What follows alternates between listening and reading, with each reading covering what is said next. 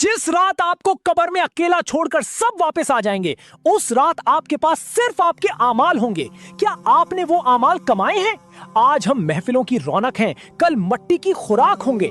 हम सारा दिन मोबाइल में डूबे रहते हैं, दुनिया में उलझे रहते हैं, लेकिन उस रात के बारे में एक लम्हा नहीं सोचते। जब मुनकर नकीर सामने खड़े होंगे, क्या तब हमारे आमाल हमारा साथ देंगे? नबी करीम सल्लल्लाहु अलैहि वसल्लम ने फरमाया है कि कब्र या तो जन्नत के बागों में से एक बाग है या जहन्नम के गढ़ों में से एक गढ़। एक बुजुर्ग ने वफात से पहले कहा कि मुझे कब्रिस्तान ले जाओ ताकि मैं समझ सकूं कि मेरी पहली रात कैसी होगी। वो रात भर रोते रहे। सुबह जब वापस आए तो आंखें सूजी हुई थीं।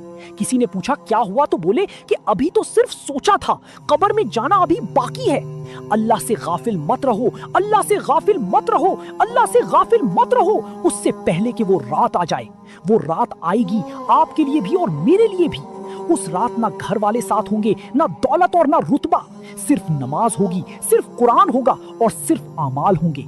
अभी तौबा करें और अभी सजदे में जाएं, क्योंकि हम नहीं जानते कि कल हमें मुसल्ले पर बिठाया जाएगा या तख्ताए गुस्ल पर लिटाया जाएगा। फैसला कर लो अभी, क्या तुम उस पहली रात के लिए तैयार हो?